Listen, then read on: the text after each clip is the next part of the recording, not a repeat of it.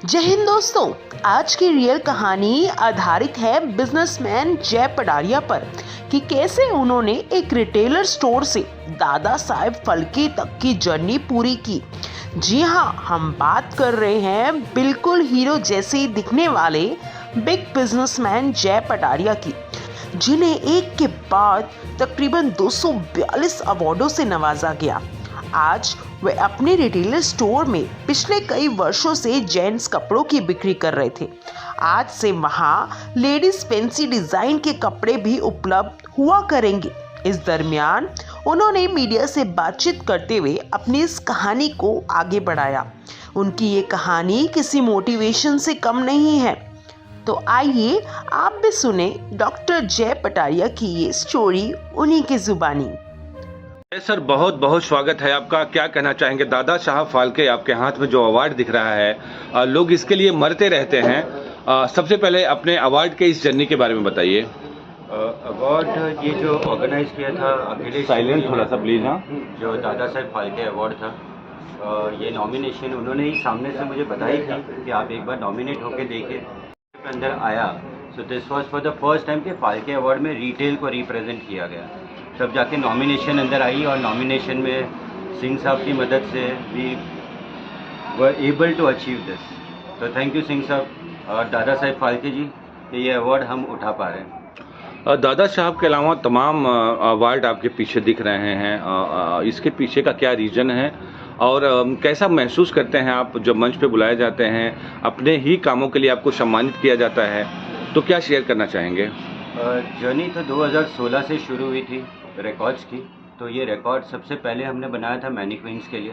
तो मैनिक्विन्स आप दिखाई दे रहे हैं, तो ये 450 स्क्वायर फीट में 72 मैनिक्विन्स है। तो ये विश्व भर में ये सबसे पहला रिकॉर्ड है।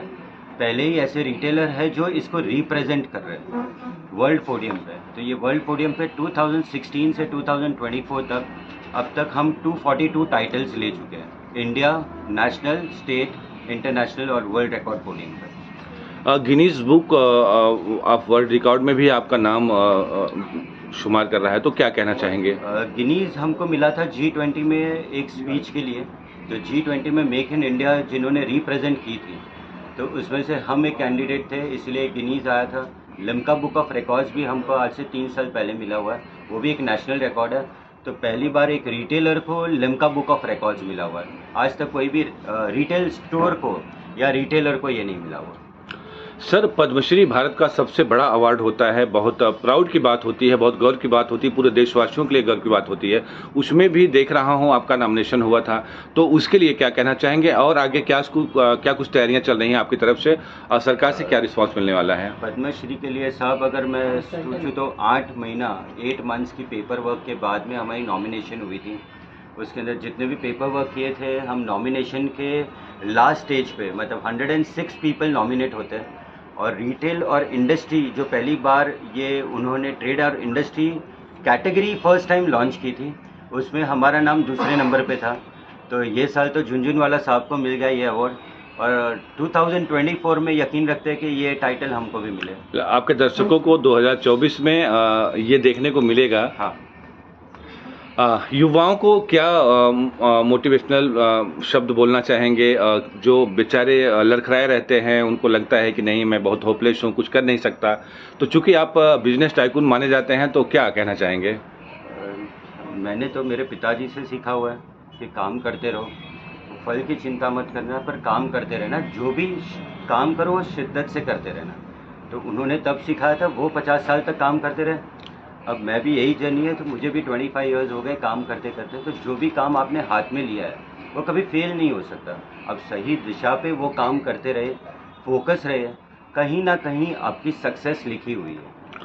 हेतल मैम, आप क्या कहना चाहेंगे? आपके हाथ में एक चमचमाती हुई ट्रॉफी है, क्या कहना चाहेंगी आप? Very grateful to get this award. बड़ी प्राइड मोमेंट थी जब ये अवार्ड मिला था मुझे।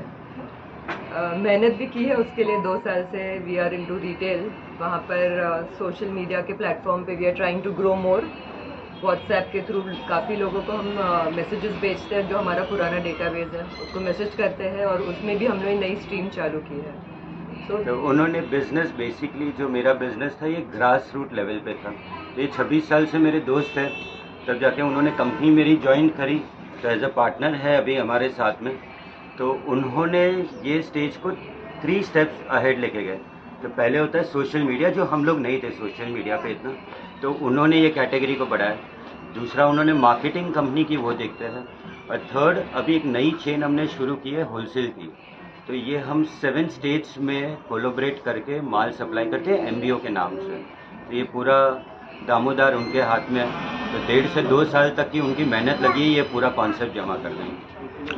आपका और हेतल मैम का पार्टनरशिप कितने सालों से चल रहा है? यहाँ तो दोस्ती 6 महीने में ख़त्म हो जाती है, फिर इतनी गहरी पार्टनरशिप कैसे चल रही है और इसके पीछे का राज? 20 साल से कॉलेज के पहले दिन से दोस्त है। दोस्त होने के साथ में जो उनमें टैलेंट था, वो पहले इवेंट्स करते थे, तो उनमें ये पूरा तजुर्बा था। तो एक बार मैंने ही रिक्वेस्ट की कि अगर आपका जो तजुर्बा है ये भाई हमें तो कहीं हमारी कंपनी को ये बेनिफिट हो, तो वो एज एन पार्टनर वो और उनके हस्बैंड दोनों हमारे साथ जुड़ गए। तो उनके हस्बैंड भी हमारे साथ ही यहाँ पे है, सो दे बोथ सपोर्टेड। और आज 2 साल में हम लोग सोशली बहुत स्ट्रांग हो गए, सोशल मीडिया के थ्रू, एज वेल एज जो प्लेटफॉर्म वाइज हमको जो बिज़नेस करना था, जो 2 टायर 3 टायर सिटीज़ में जाके बिज़नेस करना था, वो उनके माध्यम से आज हम कर पा रहे हैं। हेतल मैम, आप किन शब्दों में थैंक कहना चाहेंगी, चूँकि आपकी पार्टनरशिप बहुत अच्छी है, अब बिजनेस में जो आप पार्टनरशिप कर रहे हो बहुत सफलतापूर्वक देखा जा रहा है, तो क्या कहना चाहोगे आप? It's growing and we are happy to be here together. उसमें क्या है साहब कि मैंने सारे मेरे दोस्त लोग के साथ ही काम किया है। तो आज जो हमारे जो रिटेल स्टोर्स जो प्रमोट कर रहे हैं वो भी हमारे दोस्त हैं, हमारे कंपनी के पूरे अकाउंट्स हैं वो भी हमारे कॉलेज के दोस्त हैं। तो इन एंड ऑल पूरा फ्रेंड्स लोगों ने एक ग्रुप बनाया, और फ्रेंड्स एंड कंपनी नाम दे सकते हो आप इसको। तो MBO का मतलब है फ्रेंड्स एंड कंपनी। तो हमारे जो चीफ में जो अकाउंटिंग और पूरा कंपनी का पेपर वर्क करते हैं वो भी साथ में, तो वो मेरे साथ में यहाँ आए हुए हैं, तो उनको मैं इंट्रोड्यूस करूँगा। इनके हस्बैंड है वो हमारे साथ में है, वो भी हमारे फ्रेंड रह चुके हैं। अभी जो लेटेस्टली जो कंपनी संभाल रहे हैं वो भी हमारे दोस्त हैं, वो भी साथ में ही चल। न्यूज़ वेव्स के लिए मुंबई से संतोष मिश्रा की रिपोर्ट।